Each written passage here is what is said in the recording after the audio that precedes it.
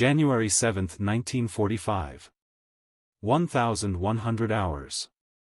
Montgomery's headquarters, Zonhoven, Belgium. Field Marshal Bernard Montgomery adjusts his beret, 2 badges, perfectly positioned, and walks to the podium. The room is packed. British correspondents. American reporters. Radio broadcasters with microphones ready. Montgomery has called this press conference himself. He wants to set the record straight about the Battle of the Bulge. About his role. About what really happened when the Americans needed help. He looks confident. Almost relaxed. He has no idea what he's about to unleash. Within 24 hours, General Omar Bradley will be drafting his resignation. Within 48 hours, Winston Churchill will be scrambling to prevent the Anglo-American alliance from collapsing. Within a week, the entire command structure of the war in Europe will be on the verge of complete breakdown. This is the story of a press conference that lasted 60 minutes and nearly lost the war. But before we dive into one of the most catastrophic public relations disasters in military history, hit that subscribe button and turn on notifications for WW2 Battlefields. Here's why this matters: we don't do surface-level history here. We don't give you Wikipedia summaries or generic stock footage narration. We take you inside the command rooms, inside the decisions, inside the moments where one man's arrogance almost destroyed an alliance. Every week, we bring you the stories that textbooks skip, the battles won by ego, the disasters caused by pride, the moments when politics nearly trumped military necessity. Montgomery's press conference is one of those stories. A disaster so complete, so tone-deaf, so politically catastrophic that even Britain's own Prime Minister had to publicly contradict him to save the alliance. So subscribe now. Join the community. Because what comes next, the words that made American generals resign, the panic in Churchill's war cabinet, and the private confrontation where Eisenhower nearly fired Britain's most famous general, is a story you need to hear in full. Now, let's go back to December 16, 1944. 6 weeks before that disastrous press conference. Because to understand why Montgomery's words were so catastrophic, you need to understand the Battle of the Bulge. December 16, 1944. 0530 hours. Ardennes Forest, Belgium. In the pre-dawn darkness, 29 German divisions smash into American lines. Hitler's last great offensive in the West. Operation Watch am Rhein. The attack achieves complete surprise.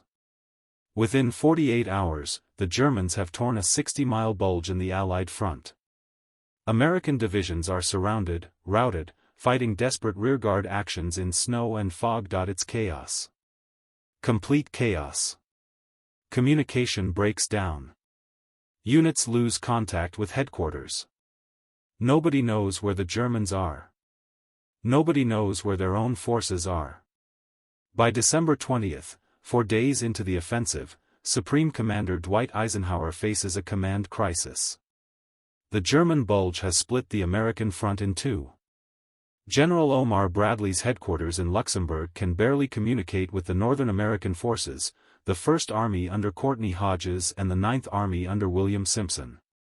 Eisenhower makes the decision that will set everything in motion. He temporarily places all Allied forces north of the German penetration under Montgomery's command. That means 2 entire American armies, over 300,000 soldiers, are now under British control. Bradley is furious. These are his armies. He's commanded them since Normandy. He's fought beside them through France, through Belgium, through months of brutal combat, and now Eisenhower is handing them to Montgomery. The British Field Marshal Bradley distrusts, resents, and barely tolerates. "Ike, this is a mistake," Bradley argues. The communication problems are temporary. Giving Montgomery command of American forces looks like you have no confidence in American leadership. It looks like we got hit hard and needed the British to bail us out.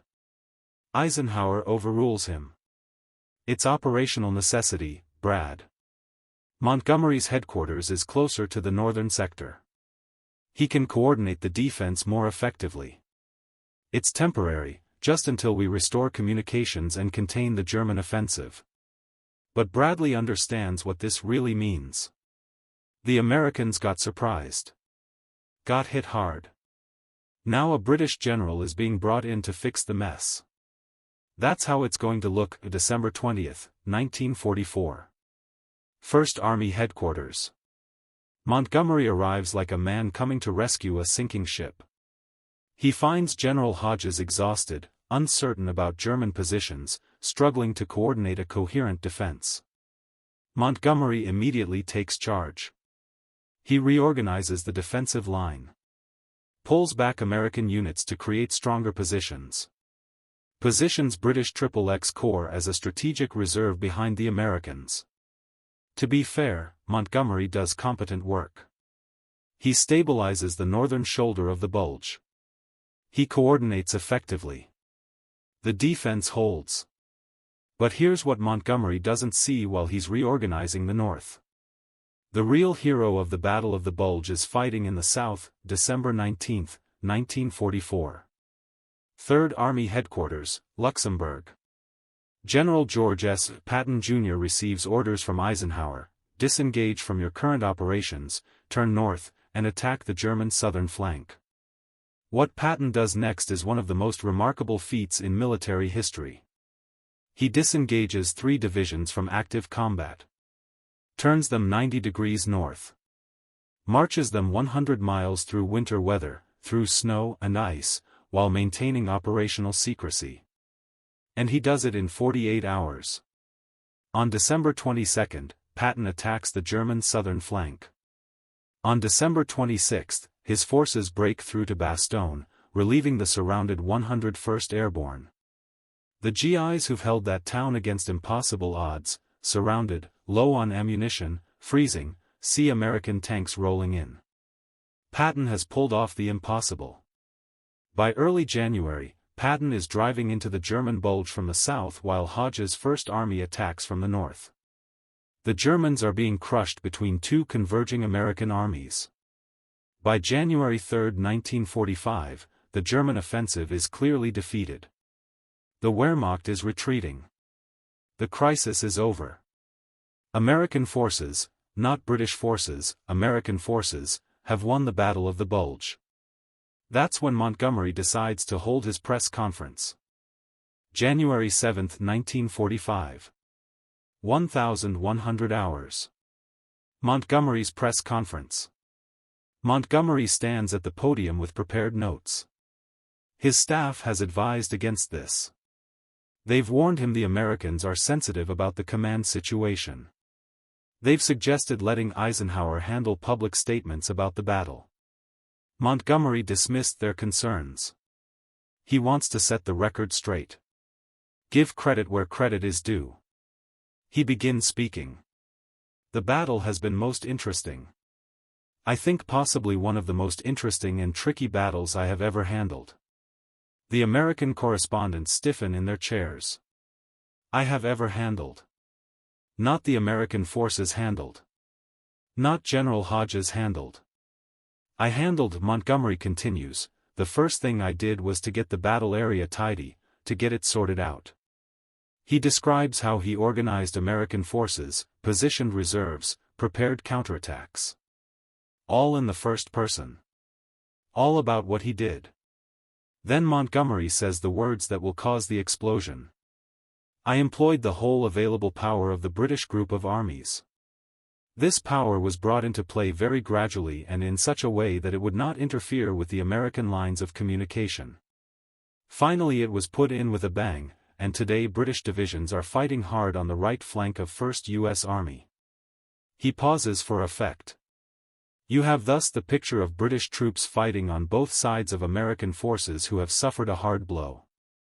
This is a fine Allied picture.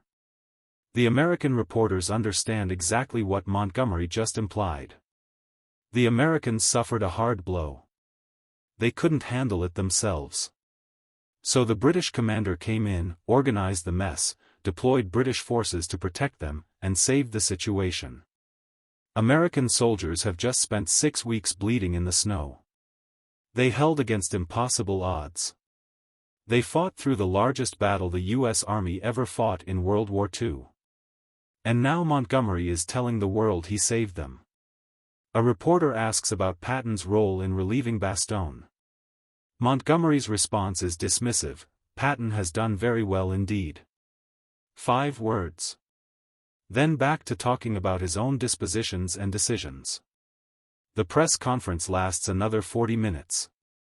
Montgomery talks about his tactical decisions, his organizational genius, his management of the battle. He uses the phrase, "I handled," 17 times. When it's over, Montgomery feels satisfied. He's set the record straight. He's given proper credit to British forces. He's explained his role clearly. He has no idea what he's just done. Within 6 hours, American newspapers have the story. Montgomery claims credit for saving Americans in Bulge. British general: "I handled the battle." Monty takes credit for Patton's victory. The British press loves it. London papers run triumphant headlines. Monty clears up the mess. British general rescues Yanks. The tone is gloating.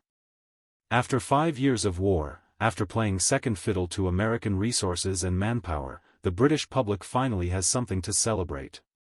Montgomery is their hero again. He showed those cocky Americans who the real soldiers are.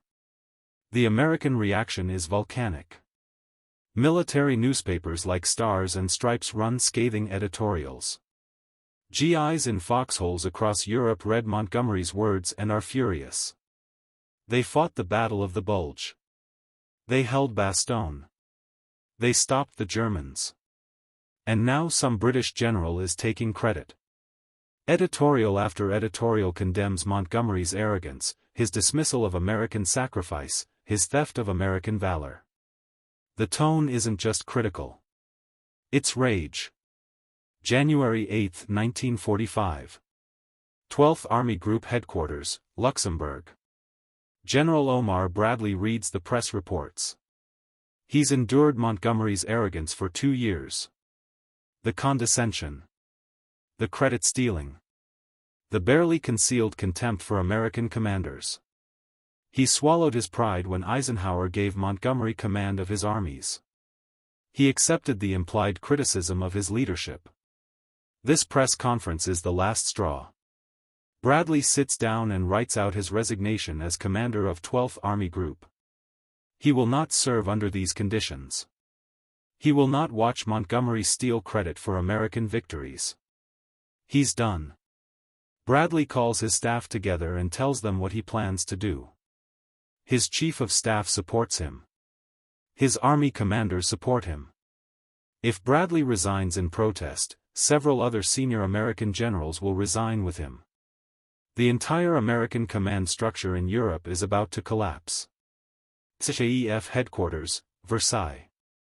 When Eisenhower learns that Bradley is drafting his resignation, he knows he faces the worst crisis of his command. If Bradley resigns, it explodes into a massive Anglo-American political crisis. Congress will demand investigations. The American public will be outraged. The newspapers will have a field day. The alliance might not survive. Eisenhower immediately calls Bradley.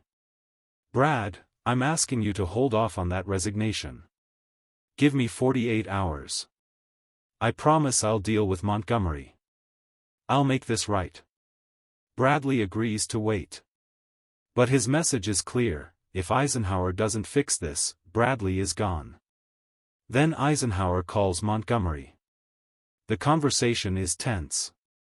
"Bernard, your press conference has caused a firestorm. American generals are threatening to resign. The command structure is on the verge of collapse." Montgomery is genuinely surprised. Almost baffled. "I was trying to praise the American soldiers, Ike. I said it was a fine Allied picture. I called it a great victory. What's the problem?" Eisenhower tries to explain: the tone, the emphasis on "I handled," the implication that Americans couldn't manage without British help, the dismissive treatment of Patton's achievement.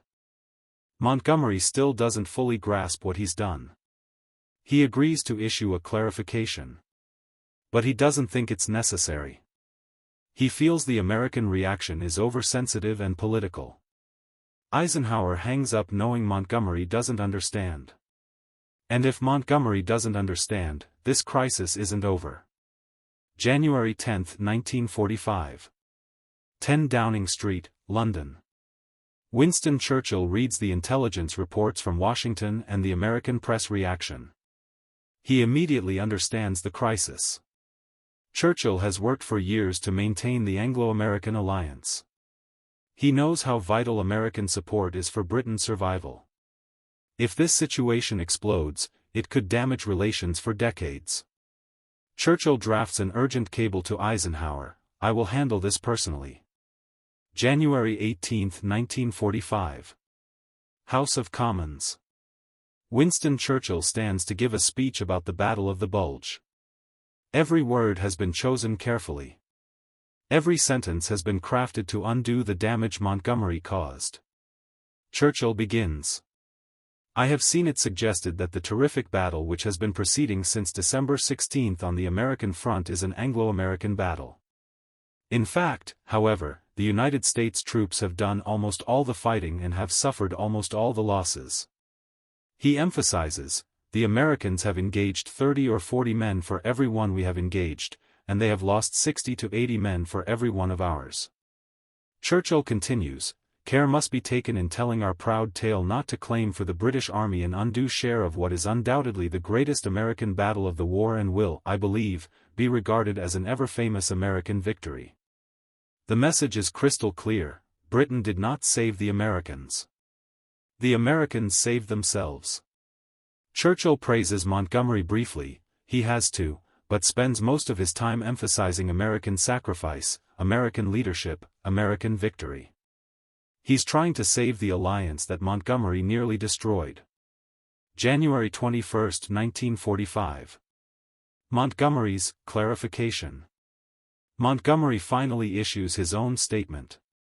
It's less an apology and more an explanation of what he meant to say. But even in his clarification, Montgomery can't help himself. "I am absolutely devoted to Ike. I am his loyal subordinate, and we are the greatest of friends. He is one of the great Allied leaders of this war." The phrasing suggests Montgomery sees himself as Eisenhower's equal, or superior, not his subordinate. American commanders read the clarification and aren't satisfied.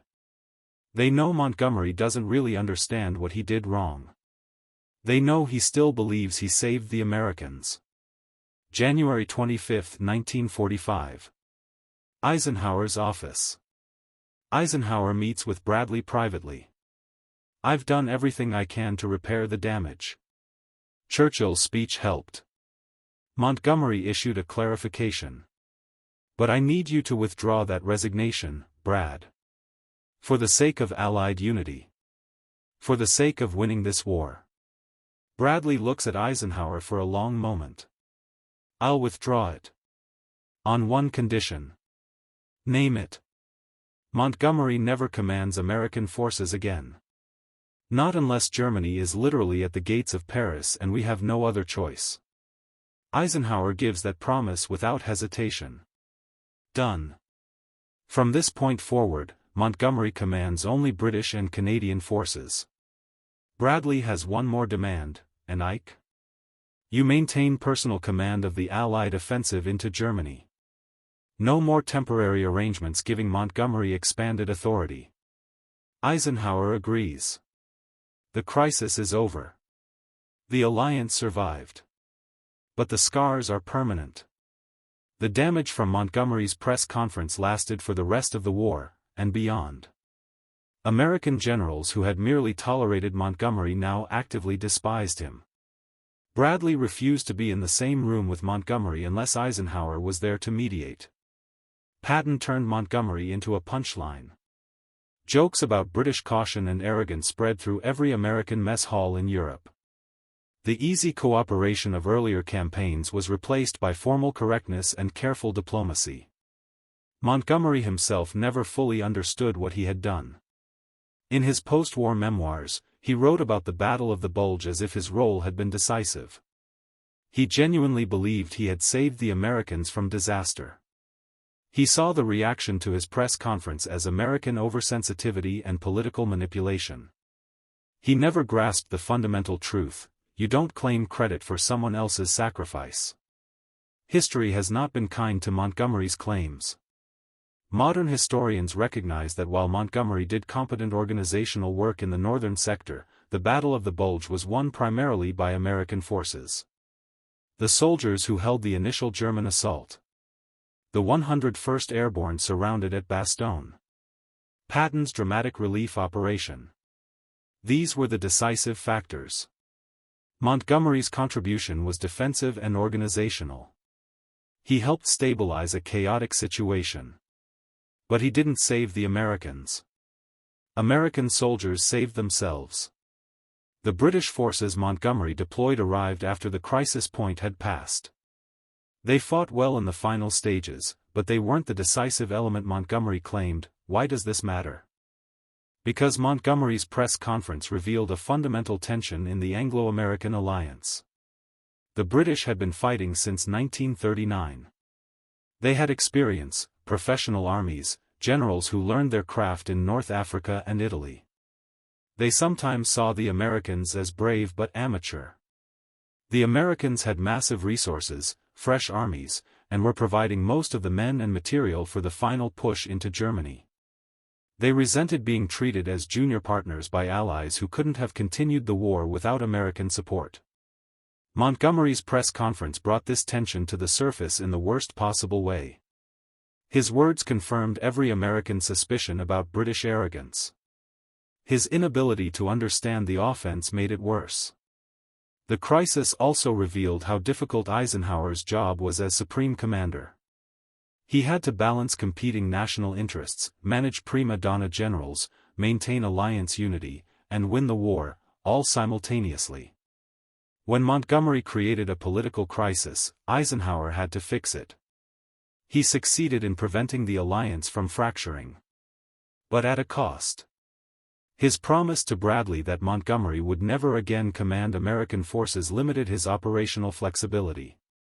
His need to maintain American confidence meant he couldn't give Montgomery the focused single thrust toward Berlin that the British general wanted. The broad front strategy Eisenhower pursued in 1945 was partly driven by political necessity after Montgomery's press conference. He couldn't be seen favoring the British general who had just insulted American forces. The final irony is that Montgomery's press conference achieved exactly the opposite of what he intended. He wanted to give credit to British forces for their role in the Battle of the Bulge. Instead, he created a situation where their contribution was minimized and resented. He wanted to enhance his reputation as a great general. Instead, he convinced American commanders he was arrogant, tone-deaf, and untrustworthy. He wanted to establish that British leadership was still vital to Allied success. Instead, he guaranteed that British influence would be reduced for the remainder of the war. On January 7, 1945, Bernard Montgomery held a press conference that lasted less than an hour. In that brief time, he brought the Allied command structure to the brink of collapse. He turned American generals against him permanently.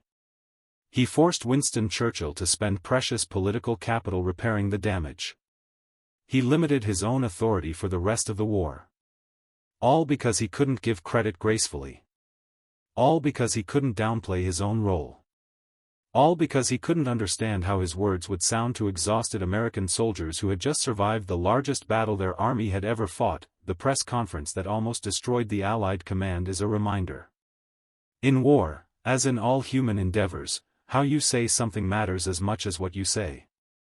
And sometimes the best thing a leader can do is shut up and let others take the credit. Montgomery never learned that lesson. And on January 7, 1945, his inability to understand basic human psychology almost cost the Allies their unity at the moment they needed it most. If you made it this far, you now know the full story of one of World War II's most catastrophic public relations disasters, a story of arrogance, political tone-deafness, and how one man's ego nearly shattered an alliance. And if you haven't already, subscribe to WW2 Battlefields and turn on notifications. We are dedicated to rescuing stories like Montgomery's disastrous press conference from the dusty footnotes of history. Every week, we dive into the archives to bring you tales of impossible courage, tactical brilliance, catastrophic blunders, and the human drama behind the greatest war in history. Now we want to hear from you. Drop a comment below and tell us. Where are you watching from today? Did someone in your family serve in the Battle of the Bulge? Do you think Eisenhower should have fired Montgomery? Just let us know you're here. You're not just a viewer, you're part of the community keeping the memory of these warriors alive. Thank you for watching. Thank you for remembering.